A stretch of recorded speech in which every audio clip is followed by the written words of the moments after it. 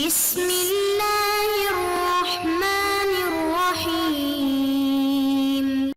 السلام علیکم ورحمۃ اللہ وبرکاتہ۔ بسم اللہ الرحمن الرحیم۔ عزیز طلباء اکرام، ایم اے اسلامیات کے مضمون فقہ و اصول الفقہ کا آج ہمارا سبق نمبر 45 ہے، جس کا عنوان ہے دور حاضر کا مسئلہ انشورنس۔ نیا سبق شروع کرنے سے پہلے ہم پچھلے سبق یعنی سبق نمبر 44 کا خلاصہ دیکھتے ہیں۔ پچھلے سبق میں ہم نے پڑھا تھا خاندانی منصوبہ بندی میں فقہا کا جو اختلاف تھا، اس پر ہم نے تفصیلاً بات کی تھی۔ ایسے ہی ہم نے پچھلے سبق میں یہ بھی دیکھا تھا کہ جو اس کے جواز کے قائلین ہیں ان کے دلائل کیا ہیں، یعنی خاندانی منصوبہ بندی کے جائز ہونے کے قائلین کے دلائل پر ہم نے بالتفصیل روشنی ڈالی تھی۔ ایسے ہی تیسری چیز ہم نے عدم جواز کے قائلین کے دلائل بھی پڑھے تھے کہ اس کو کچھ لوگ، کچھ فقہا، کچھ علماء جائز قرار نہیں دیتے، تو ان کے دلائل کیا تھے۔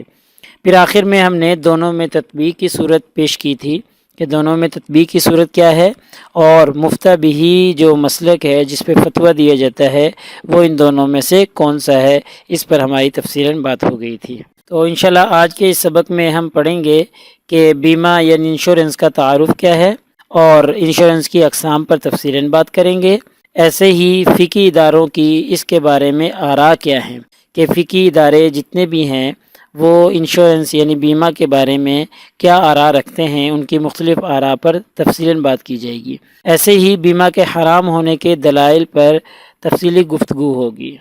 تو یہ چار چیزیں ہیں جو آج کے اس سبق میں ہم سیکھنے کی کوشش کریں گے۔ تو اب ہم سب سے پہلے انشورنس یعنی بیمہ کا تعارف دیکھتے ہیں۔ اللہ تعالیٰ نے ہر ذی روح کی فطرت میں یہ ودیت رکھی ہے کہ وہ مشکلات سے اور نقصانات سے محفوظ رہنے کی کوشش کرتا ہے، اور انسان چونکہ عقل اور شعور والی مخلوق ہے، اللہ تعالیٰ نے اس کو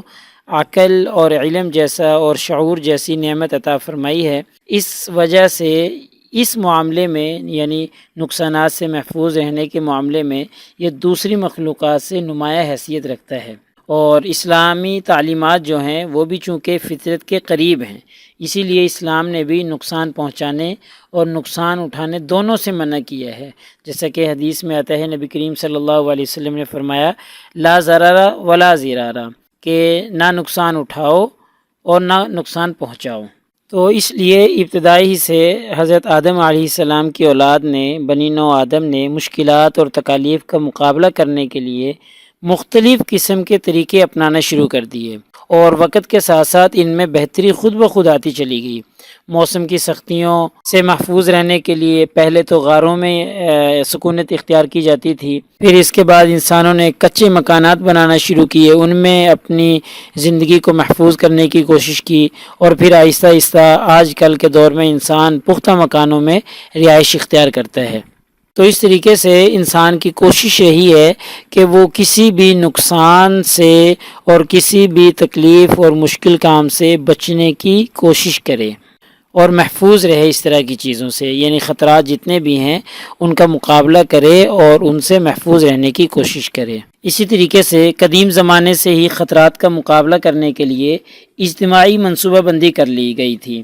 مثلاً سمندری تاجروں نے کسی ایک یا چند افراد کو مالی نقصان سے بچانے کے لیے ایک یہ طریقہ نکالا کہ ہر شخص اپنا سامان کسی ایک جہاز یا ایک کشتی پر رکھنے کی بجائے اسے مختلف کشتیوں میں تقسیم کر دے، تاکہ اگر یہ کشتی ڈوب جائے تو اس ڈوبنے کی وجہ سے کسی ایک کا نقصان نہ ہو، بلکہ جزوی طور پہ سب کا نقصان ہو، تھوڑا تھوڑا سب کا نقصان ہو، اور اس سے اتنا زیادہ حرج نہیں ہوگا، بجائے اس کے کہ کسی ایک کا سارا ہی سامان ڈوب جائے، وہ تو بالکل کنگال ہو کے رہ جائے گا۔ تو یہ ایک طریقہ نکالا گیا کہ کشتی پر تھوڑا تھوڑا سامان سب کا رکھ دیا جائے، اگر وہ ڈوب بھی گئی تو پھر تھوڑا تھوڑا سب کا ڈوبے گا۔ تو یہ ایک حفاظت کا ایک طریقہ تھا، نقصان سے بچانے کا ایک طریقہ قدیم زمانے میں اپنایا جاتا تھا۔ پھر اس نے ترقی کی، اور ترقی کر کے پھر ان تاجروں نے فنڈ جمع کرنا شروع کر دیا کہ جو لوگ ساحل پہ ہوتے تھے ان میں کسی ایک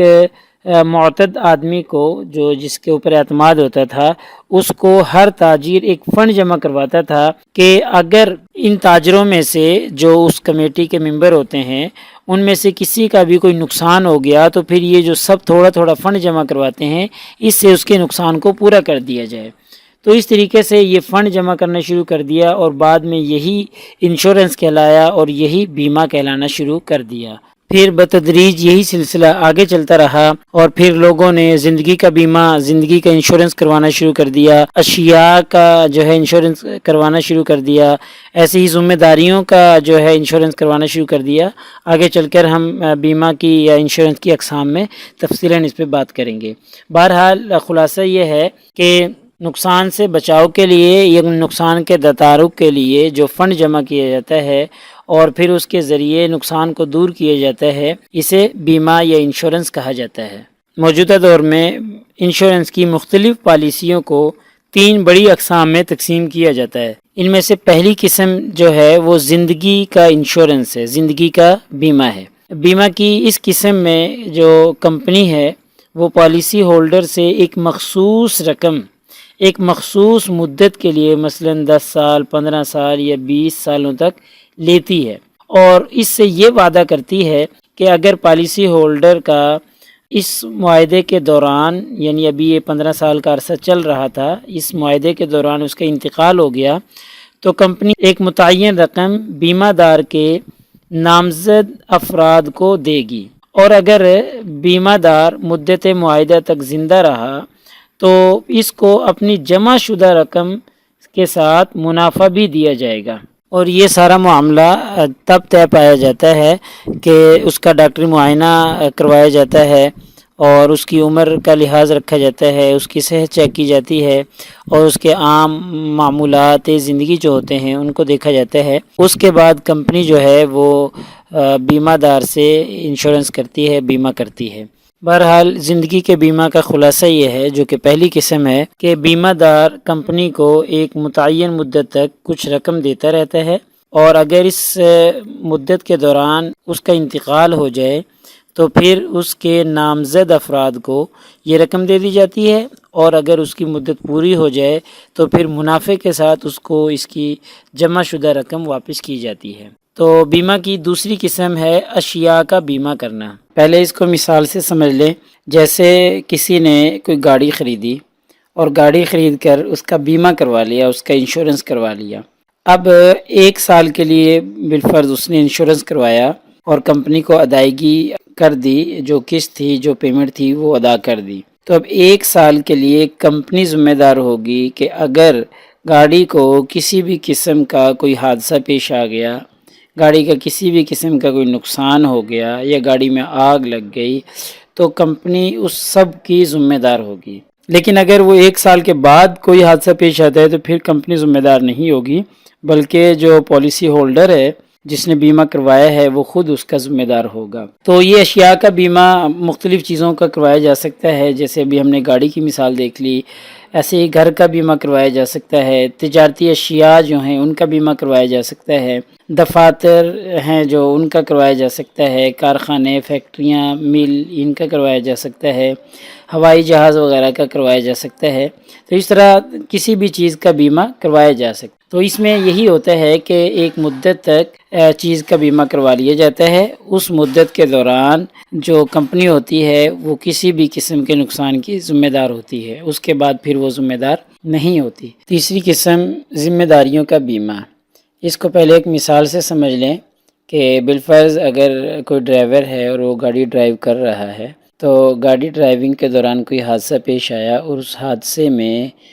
دوسرا فریق جو ہے وہ زخمی ہو گیا، تو اب اگر اس شخص نے اپنی ذمہ داریوں کا بیمہ کروایا ہوگا تو اس کی جو بیمہ کمپنی ہے اس زخمی شخص کے علاج معالجے کے جتنے بھی اخراجات ہوں گے وہ بیمہ کمپنی ادا کرے گی، چونکہ ذمہ داری اس شخص کی بنتی تھی، ڈرائیور کی بنتی تھی، لیکن چونکہ اس نے اپنی ذمہ داریوں کا بیمہ کروایا ہوا تھا اس لیے اس کی طرف سے اب اس کی کمپنی تمام اخراجات کو برداشت کرے گی۔ تو یہ ہوتا ہے ذمہ داریوں کا بیمہ، یعنی آپ کے اوپر کوئی ذمہ داری آنی تھی اور آپ اپنی اس ذمہ داری کا بیمہ کروا کے کمپنی کو وہ ذمہ داری سونپتے ہیں۔ تو اس بیمہ پالیسی میں بھی کمپنی عموماً ایک مخصوص مدت کے لیے ایک مخصوص رقم کی بیمہ کرتی ہے، یعنی تقریباً 1 سال کے لیے کر لے تو اگر 1 سال کے دوران کوئی حادثہ پیش آ جائے تو کمپنی ذمہ دار ہوگی، اور اگر کوئی حادثہ پیش نہ آئے تو پھر کمپنی ذمہ دار نہیں ہوگی، پھر اگلے سال کے لیے الگ سے بیمہ جاری کروانا پڑتا ہے۔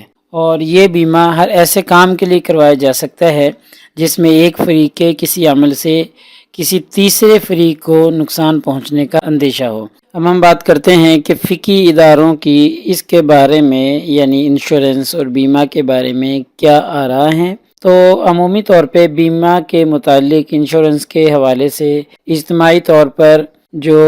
فکر شروع ہوئی تھی وہ 1955 میں ہوئی تھی، اور 1955 سے لے کر ابھی تک یہ دکھائی بھی دے رہی ہے اور موجودہ دور میں بھی اس پر تحقیقات کی جا رہی ہیں۔ لیکن فرق صرف یہ ہے کہ ابتدائی دور میں زیادہ زور بیمہ کے شرعاً جائز یا ناجائز ہونے پر ہوتا تھا، لیکن اب موجودہ دور میں زیادہ اہمیت اس بات کی ہے کہ اس کا متبادل جو طریقہ جائز ہے وہ کون سا ہے۔ تو اب ہم بات کرتے ہیں کہ پہلے جو اس پہ تحقیقات ہوئی ہیں اس کے جائز اور ناجائز ہونے پر، تو جو فقہی ادارے ہیں انہوں نے اس کے بارے میں کیا کہا ہے۔ تو پہلے سعودی علماء کی کونسل کے بارے میں بات کرتے ہیں کہ سعودی عرب کے کبار علماء کی ایک کونسل تھی جس نے اپنے 10ویں اجلاس میں جو کہ 1977 میں ریاض میں منعقد ہوا تھا، اس میں انشورنس کے مسئلہ پر غور و فکر کیا گیا، تفصیلی گفتگو کی گئی، اور اس موضوع پر جتنا بھی دستیاب مواد تھا اس کو دیکھا گیا۔ تو اس سب کچھ کو دیکھنے کے بعد، تفصیلی مطالعہ کرنے کے بعد علماء کی کونسل اس نتیجہ پر پہنچی کہ تجارتی بیمہ اپنی موجودہ تمام شکلوں کے ساتھ حرام ہے، یعنی سعودی علماء کی کونسل نے یہ قرارداد پیش کی کہ یہ بیمہ جو ہے، انشورنس جو ہے، وہ اپنی تمام شکلوں میں حرام ہے۔ اسی طریقے سے مجمع الفقہ الاسلامی جو کہ رابطہ عالمی اسلامی کا ایک ذیلی ادارہ ہے، بھی یہی قرارداد پیش کی اپنے اجلاس 1978 میں جو منعقد ہوا تھا شیخ عبداللہ بن حمید کی زیر صدارت۔ اس میں انشورنس کی تمام قسموں کا جائزہ لیا گیا اور موجودہ جتنا بھی مواد تھا سب کا تفصیلی مطالعہ کیا گیا۔ تو پھر مجلس کے جتنے بھی کبار علماء تھے، بڑے بڑے علماء تھے، سوائے شیخ مصطفیٰ زرقا کے، وہ اس سے متفق نہیں ہوئے تھے، باقی تمام بڑے بڑے علماء نے سعودی عرب کے کبار علماء کی جو کونسل جس پر ابھی ہم نے پیچھے بات کی ہے ان کی قرارداد سے تائید کی، اور بتایا کہ جیسے کبار علماء کی کونسل نے بتایا ہے کہ تجارتی بیمہ کی تمام اقسام حرام ہیں، تو اسی طریقے سے واقعی ہی ایسا ہے، اور مجمع الفقہ الاسلامی نے بھی اس کو حرام قرار دیا تھا۔ اب ہم بات کرتے ہیں کہ انشورنس حرام کیوں ہے، اس کے حرام ہونے کے دلائل کیا ہیں۔ تو پہلی دلیل اس کی یہ ہے کہ جو بیمہ ہے، انشورنس ہے، یہ قمار کی ایک قسم ہے، جوئے کی ایک قسم ہے، کیونکہ یہ مالی معاوضات میں شرط لگانے کے مترادف بنتا ہے اور بلا جرم تاوان ادا کرنا پڑتا ہے، یعنی کمپنی کو اس نے کوئی جرم نہیں کیا ہوتا لیکن تاوان اس کو ادا کرنا پڑتا ہے۔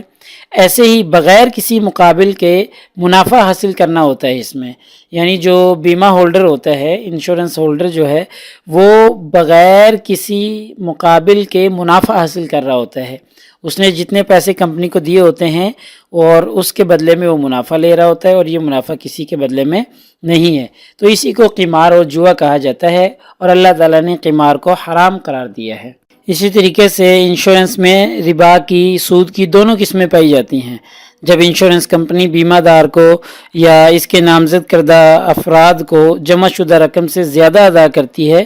تو یہ ربا الفضل ہے، کیونکہ ادائیگی اور وصولی کے درمیان مدت کا فرق ہوتا ہے، اس لیے یہ ربا النسیہ ہے۔ یعنی ربا کی جو 2 قسمیں ہیں، ربا الفضل اور ربا النسیہ، اس میں دونوں پائی جا رہی ہیں، کیونکہ زیادتی بھی ہو رہی ہے، زیادہ رقم وصول کر رہا ہے بیمہ ہولڈر، اور ایسے ہی مدت کا فرق ہے، جس میں ادھار دیا جا رہا ہے اور بعد میں پھر لیا جا رہا ہے تو وہ زیادہ لیا جا رہا ہے۔ اور ربا کی، سود کی، یہ دونوں قسمیں، ربا النسیہ اور ربا الفضل، یہ دونوں صورتیں نص سے اور اجماع سے بالاتفاق حرام ہیں، تو اس لیے یہ انشورنس جو ہے یہ بھی حرام ہوگا۔ اور تیسری دلیل یا تیسری وجہ اس کے حرام ہونے کی اور ناجائز ہونے کی یہ ہے کہ جو بیمہ کا معاہدہ کیا جاتا ہے اس میں کمپنی اپنے ذمے ایسی ذمہ داری لے لیتی ہے جو کہ شرعاً اس کی ذمہ داری نہیں ہوتی۔ بیمہ دار کو اگر کوئی نقصان ہوتا ہے تو وہ کمپنی کے کسی عمل کی وجہ سے نہیں ہوتا، پھر بھی معاہدہ کے تحت کمپنی یہ ذمے لیتی ہے اور اس کے ذمہ دار ٹھہرتی ہے کہ وہ نقصان کو پورا کرے گی، اور اس کے مقابلے میں وہ بیمہ دار سے ایک رقم بھی وصول کرتی ہے، کیونکہ کمپنی نے بیمہ دار کے لیے کوئی خدمت سر انجام نہیں دی ہوتی اور نہ ہی نقصان میں کمپنی کا کوئی دخل ہوتا ہے جس کا جرمانہ وہ ادا کرے، اس لیے یہ اکل المال بالباطل کے زمرے میں آئے گا، اور ہم سب جانتے ہیں کہ اکل المال بالباطل یعنی کسی کا مال باطل طریقے سے کھانا